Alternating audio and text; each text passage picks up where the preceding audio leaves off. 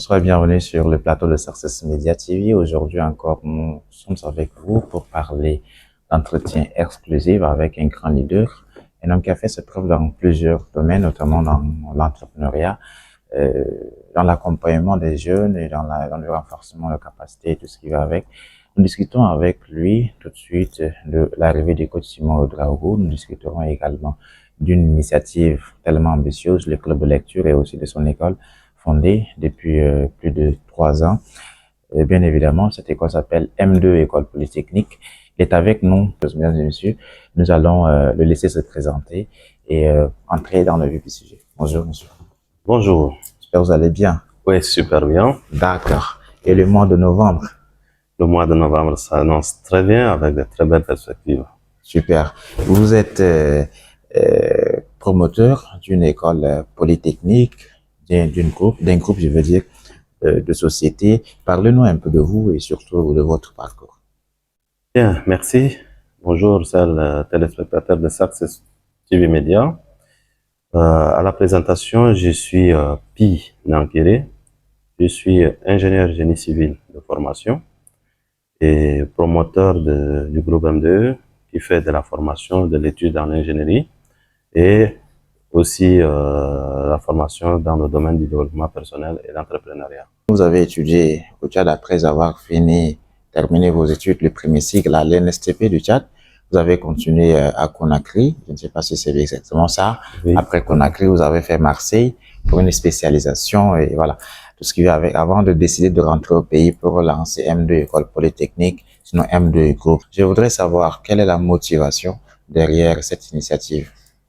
Bien, la motivation, elle est trop simple, hein? Surtout le passage à Marseille en France, j'ai compris que la formation, c'était quelque chose de fondamental.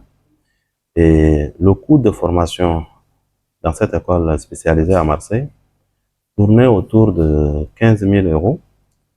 C'est-à-dire l'école déjà, c'est 6 000 euros. Et ensuite, la prise en charge, tout ça, cumulé, une année, c'est autour de 15 000 euros.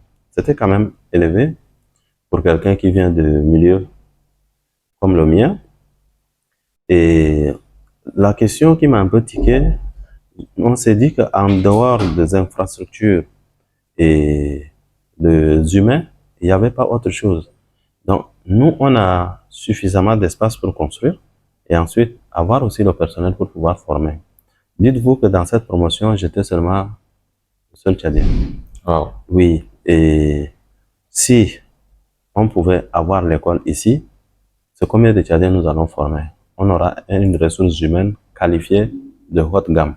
Oui. C'est ce qui m'a motivé et la discussion était avec les autres étudiants africains que je salue au passage. Nous avons la nationalité malgache, Marco qui était de nationalité malgache, Axel du Togo. Nous avons aussi moi-même du Tchad. Nous avons des personnes comme les Hayat et autres. Donc, les Africains en tant que tels, nous étions 5. Et dans la chambre universitaire, on a eu à discuter. Je dis, mais si chacun de nous pouvait initier cette école et qu'on pouvait former, ce serait plus, plutôt que de venir à seul faire une formation et partir. Oui. C'était là l'idée de la création de l'école. Et après la formation, le stage, tout ça, j'avais aussi obtenu même un contrat à la fin de mon stage académique. Mais tout ça, c'était pas trop mon choix. Donc, l'idée de rentrer et fonder et pouvoir former nos compatriotes m'a plus marqué que celle de pouvoir rester avec le CDI et vivre en Europe. Oui. C'est ce qui m'a motivé. Je suis rentré pour lancer le groupe. D'accord. Vous avez M2 École Polytechnique et M2 Club de lecture. C'est quoi M2 Club de lecture et qu'est-ce qu'elle fait? Bon, M2 Club de lecture est né suite à un constat aussi. Sinon, avant que je ne puisse découvrir ce qu'on appelle le développement personnel, la lecture, c'était pas grand-chose pour moi. Mais c'est quand j'avais découvert le développement personnel et la lecture de quelques livres m'ont permis de comprendre que le cerveau humain avait besoin de la lecture. Et l'homme se développe à travers la lecture. Dès lors où j'ai compris ça, j'ai dit, ah,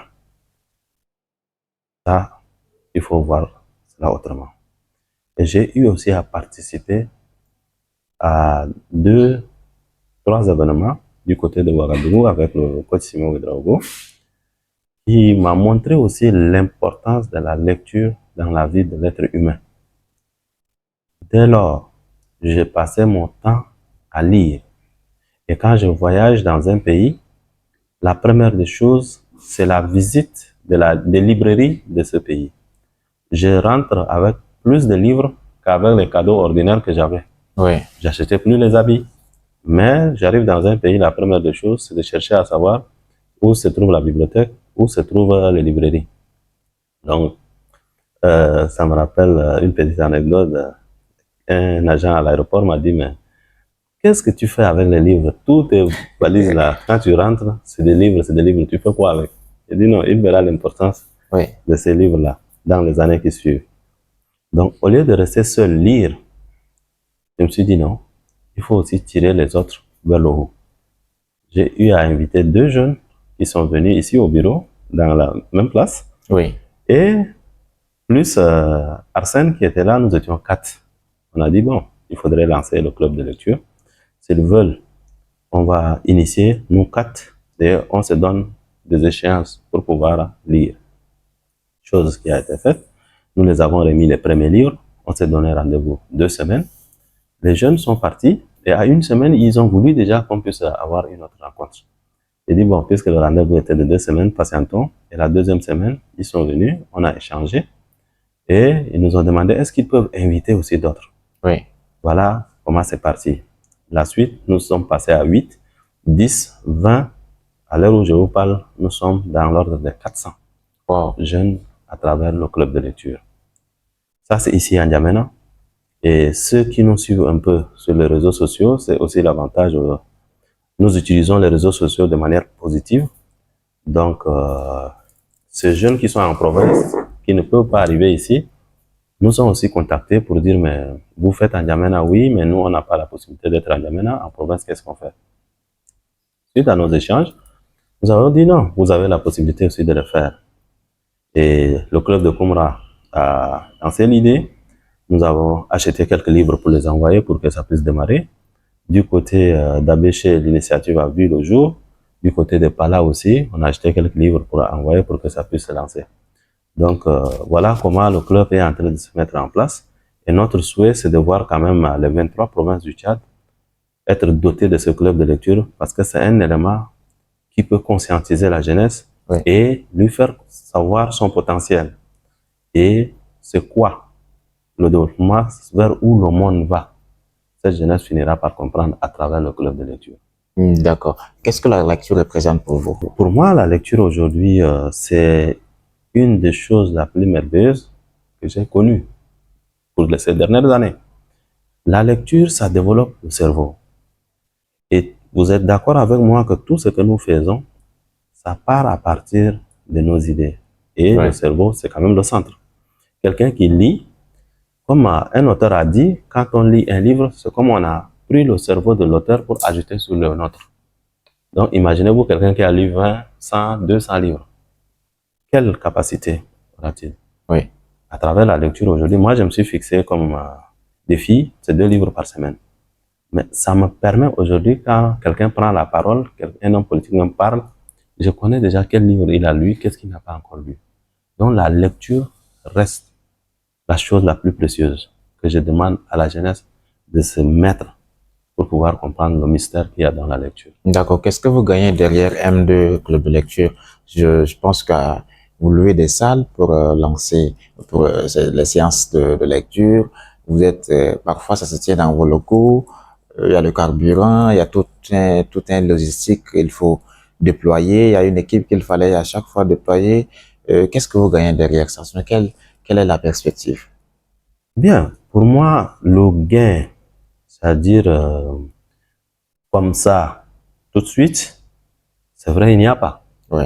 Mais la transformation de ces jeunes, pour moi, c'est plus que le gain matériel. Si aujourd'hui, tous ceux qui participent au club de lecture, je vous assure que même certains, les parents ont témoigné. Qu'est-ce que vous avez pu avoir pour maintenant quitter le point A pour le point B à travers même le comportement? Ces jeunes sont aujourd'hui entrepreneurs. Oui.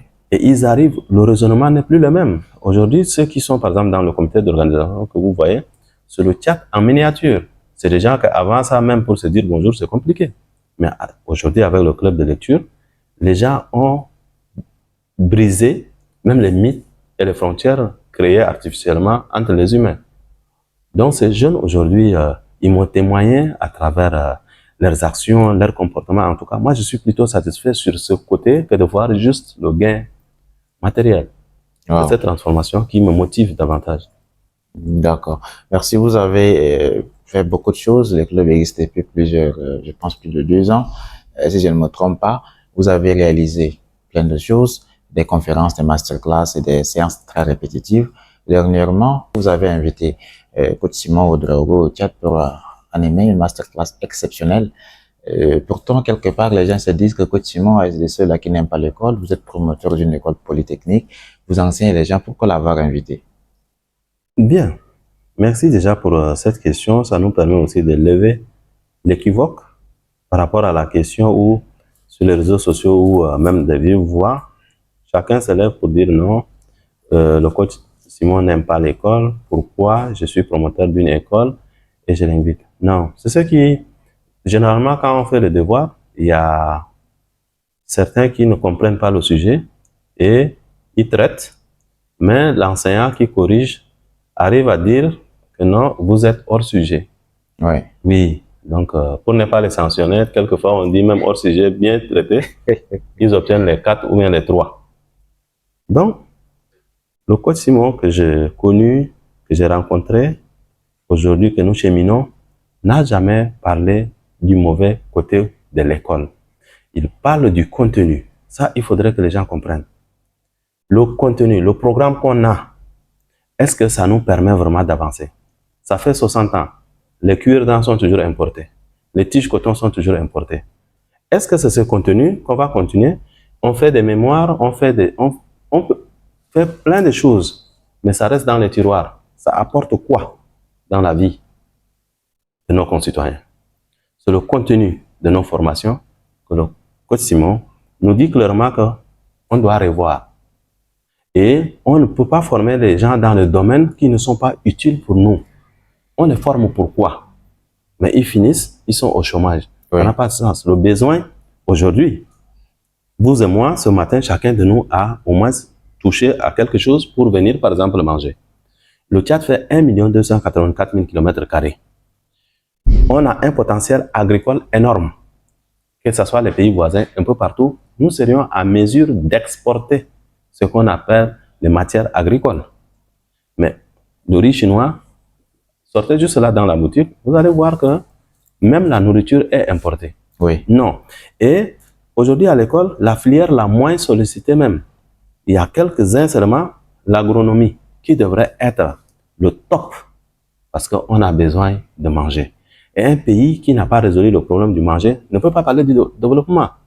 Parce que si avoir les 3 repas par jour nous pose problème, c'est pas du tout normal. Donc, sur ce côté, le coach Simon est clair. Revoyons le contenu de nos formations. Okay. Sinon, il ne peut pas se déplacer et venir dans une école pour pouvoir transmettre le savoir. Oui. Et en dehors de ce qu'il dit, il y a un savoir aussi que lui, il détient. Il est allé aussi faire ses propres recherches, il s'est formé. Il a une connaissance dans le développement personnel et particulièrement la métaphysique. Il y a plein de choses que l'école ordinaire ne nous a pas apprises. Ouais. Quand j'arrive au Burkina, tout comme quand il arrive ici, il se sent aussi chez lui. Oui. Donc c'est dans cette synergie que les défis seront relevés. D'accord. Merci, nous tirons vers la fin. Pour vous qui nous suivez, nous sommes avec Monsieur Pinankeri, il est promoteur de M2 École Polytechnique. Il fait beaucoup de prouesses, il encourage les jeunes jusqu'à créer un club de lecture, des livres de développement personnel. Nous discutons avec lui sur son parcours, sur ses projets, ses défis et ses perspectives et tout ce qu'il a comme projet pour la jeunesse. Et récemment, ils ont invité Simon Ouedraogo au théâtre pour une masterclass. Nous allons revenir à vous pour déjà, on va chuter. Savoir qu'est-ce que fait M2 École Polytechnique, qu'est-ce qu'il y a de spécial dans votre école. Il m'a été informé que vous enseignez même la crypto-monnaie, le trading aujourd'hui. Cette année, vous insérez aussi la langue chinoise et tout ça. Pourquoi tous ces détails? Bien, merci. C'est l'occasion pour moi déjà de remercier tous ceux qui ont participé hier à la masterclass et ces jeunes qui se sont mobilisés aussi dans l'organisation, y compris vous-même. Donc, je vous dis infiniment merci. En ce qui concerne M2 École Polytechnique, nous avons des formations qui sont bien sûr orientées vers la pratique, oui, comme l'a toujours dit le coach Simon Ouedraogo. Notre formation, elle se fait de manière théorique et pratique. Si vous êtes en génie civil, il ne suffit pas de venir nous calculer le béton sur le papier, mais vous sortez, vous partez sur le terrain pour la réalisation, la mise en œuvre. Donc, c'est de manière systématique. En agronomie, on se dit que l'agronomie, ce n'est pas les papiers A4 que vous allez remplir, obtenir 18, mais vous devrez accepter aller sur le terrain, porter des bottes, aller toucher la roue pour savoir réellement c'est quoi l'agronomie. Pour votre information, ce que nous mangeons aujourd'hui à la maison, c'est ce que nous avons produit. Donc, il ne faut pas qu'on vienne encore bluffer les jeunes avec des choses qui n'ont pas marché. Oui. Pour éviter de rentrer dans la définition d'Albert Einstein. Faire la même chose et attendre le résultat différent, ce serait de la folie. Oui. Donc, pour nous, ces jeunes ont l'obligation d'aller sur le terrain et apprendre. Nous avons aussi des filières telles que génie informatique. On ne peut pas réaliser des choses aujourd'hui sans le numérique. Ça aussi, la barre est mise haute avec nos partenaires qui sont aussi du côté de Paris et tout, qui suivent ces jeunes. Mais au final, dans cette filière, on doit avoir un centre d'incubation ici pour permettre au monde entier, il y a des jeunes Tchadiens qui sont en train d'œuvrer dans le domaine du numérique au Tchad. Et la communication que vous-même vous suivez de près, les gars sont aussi outillés pour pouvoir montrer que voilà, telle chose se fait ici. Nous avons une dernière filière que je peux énumérer ici, la nutrition. Oui. Nous avons tous les ingrédients pour bien se nourrir, mais on n'arrive pas par manque de savoir. Donc, il faut combiner quoi et quoi pour avoir la bonne santé. Donc, ça vient clôturer. Donc, en récapitulatif, vous avez génie civil, génie informatique, agronomie, nutrition et la communication. Mais, en dehors des matières classiques, nous avons des nouveautés qui tiennent compte de l'orientation, sinon de la vision du monde actuel. C'est ce que vous avez souligné. Les crypto-monnaies, la blockchain, ces jeunes doivent le savoir parce que pour votre information, dans les 5-10 prochaines années, la crypto-monnaie va s'imposer. Même ceux qui sont réticents, ils seront embarqués, ils n'auront pas de choix puisqu'ils ne sont pas des décideurs. Donc, si Donald Trump lui-même crée une monnaie virtuelle, oui, il en connaît quelque chose. Aujourd'hui, combien de pays de l'Amérique latine ont déjà validé la crypto-monnaie comme leur monnaie officielle? Et le Bitcoin qui était à combien? Aujourd'hui, nous sommes à entre 107 000 et 110 000 dollars. Imaginez-vous. Ceux qui ont compris tôt, ils sont à quel niveau? Et vous avez la Chine aujourd'hui qui est en train, sinon qui a pratiquement pris le levier du monde. Donc, on ne peut pas aussi se soustraire. Raison pour laquelle le mandarin, sinon le chinois, pour parler très simple, est introduit cette année. Les gars ont un club de chinois pour pouvoir aussi faire du business en dehors du Tchad. La Chine, comme on le dit, c'est les ouvriers du monde aujourd'hui. Donc, avoir une connaissance de leur langue, c'est quand même avantageux. Si on se pointe devant un Chinois et qu'un parle chinois, moi, j'arrive pas, la préférence, elle est naturelle. Hein. Il va d'abord, vous aurez des faveurs. Donc, pour nous, ces jeunes sont aussi préparés dans tout ça. Et le développement personnel, pour nous, c'est naturel. Tous nos étudiants ont l'obligation de lire les livres. Pour eux, c'est pas trop, c'est au moins 2 semaines pour un livre. Donc, voilà comment ces jeunes sont préparés à affronter la vie professionnelle. D'accord, c'est magnifique. Coach Simon, c'est quelqu'un de très occupé.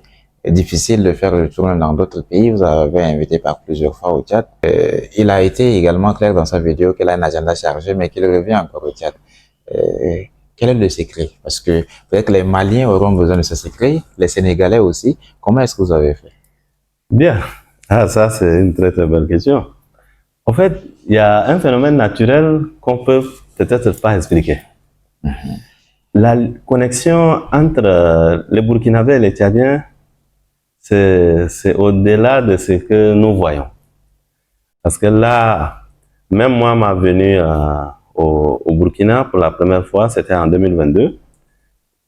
L'écho que j'avais eu, c'était difficile. Sinon, moi-même, j'avais pas espoir de rencontrer physiquement, échanger avec le coach Simon Ouedraogo en 2022.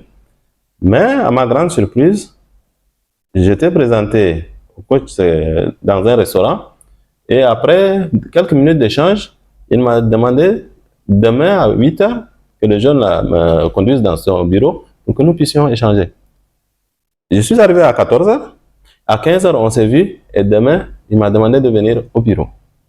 Donc, même ces éléments se sont aussi posés des questions, mais ils gèrent mieux les notions de fréquence, les notions d'énergie. Certainement, nous sommes déjà sur les mêmes fréquences et le premier contact a eu lieu et la seconde journée, nous avons eu à échanger et les projets que j'ai, je lui ai expliqué clairement vers où je souhaite aller et comment. Donc, il a épousé l'idée et depuis ce jour, nous sommes restés toujours en contact. Si j'ai des orientations à avoir, je l'appelle, il décroche, comme vous l'avez dit, malgré son agenda, mais nous sommes restés vraiment en étroite collaboration et il n'a jamais cessé de venir si nous le sollicitons. Donc, c'est l'occasion pour nous aussi, au nom de la jeunesse, de lui dire merci pour tout ce qu'il fait, malgré que le Mali, qui soit un pays de l'AS, il n'a pas encore vu. Oui. Donc, je profite de cette occasion pour dire aussi courage à mes frères maliens, mais leur tour viendra, comme annoncé 2026, Oui. il sera au Mali. D'accord. Voilà. Merci. Je crois que vous êtes promoteur. Vous avez fait plein de choses. Vous êtes également la seule école qui forme dans les domaines pratiques et aussi qui ajoute la nouvelle technologie, la blockchain, tout ce qui est crypto-monnaie, le chinois et l'anglais qui est d'ailleurs à la une chez vous. Je pense que c'est encouragé. Nous vous disons félicitations. Et je voudrais savoir si on vous donnait une minute pour donner un conseil à un jeune Tchadien africain, quel serait ce conseil? Bien, merci. C'est de ne pas voir le parcours qu'on a eu. Il est question, sinon c'est le moment pour nous de nous asseoir et nous poser la vraie question. Ce que j'ai appris jusqu'à ce jour, ça m'a permis de faire quoi pour moi-même? Et ensuite, ça a servi à quoi pour les autres, pour la nation et pour le continent? Si à cette réponse, à cette question, on n'a pas la réponse, c'est le moment pour nous de nous projeter sur de nouvelles bases. Celui qui a eu déjà à faire une formation qui, pour moi, n'est pas pertinente pour nous, il faut faire de la reconversion. Faire marche arrière, dire que non, je me suis trompé, mais je change de chemin et puis je peux aller de l'avant. Donc, c'est ce qui nous permet aujourd'hui même d'aller vers des orientations sur des filières, des métiers. Ça, pour quelqu'un qui est déjà diplômé, il a besoin juste de 3 mois pour être utile pour lui-même, pour sa famille, oui, pour la société et pour son pays, sinon voir son continent. Donc, changer d'orientation dans ce qu'on a fait, c'est vraiment important. Et pour ceux qui ont encore un parcours au lycée, il faut choisir des métiers qui sont vraiment d'actualité. Ça ne sert à rien d'aller apprendre des choses qui ne seront pas vraiment applicables. Ça, c'est ce que je peux prodiguer comme conseil à la jeunesse africaine et en particulier à la jeunesse tchadienne. Merci d'avoir répondu à notre invitation. Est-ce que vous avez un mot de fin? Mon mot de fin, c'est de dire merci à vous, à tous ceux qui nous suivent et à la délégation burkinabé qui est là depuis une semaine, qui a participé hier à la formation de ce jeune et qui se prépare aussi éventuellement à retourner. Donc, nous les disons infiniment merci, que l'univers les accompagne et qu'il paye au centuple. D'accord. Merci une fois de plus à M. Pi pour d'avoir répondu à notre invitation. Merci aussi d'avoir répondu à nos questions. À vous qui nous suivez, nous étions tout de suite avec M. Moi de vous remercier. Merci. Nous étions tout de suite avec M. Pinankere, le promoteur de M2 École Polytechnique, l'initiateur aussi le coordinateur également de M2 Club de lecture, un club au sein duquel on lit des livres de développement personnel, également des conférences, des masterclass. Ils ont tout de suite, hier, ne pas dire tout de suite, organisé une conférence pendant laquelle ils ont invité le coach Simon Ouedraogo depuis le Burkina pour animer. Ils ont beaucoup de choses. Donc, si vous êtes intéressé par le club de lecture, surtout sur les livres de développement personnel, c'est de passer tous les 2 dimanches à la Maison de la Femme pour le moment pour participer. Je ne crois pas qu'il y ait des conditions d'accès. C'est de 13h à 16h, donc tout le monde peut prendre part et se cultiver, apprendre vraiment l'école de la vie. Merci une fois de plus à vous. Merci de nous avoir suivis. Pour ma part, je vous souhaite de passer une excellente soirée selon votre position.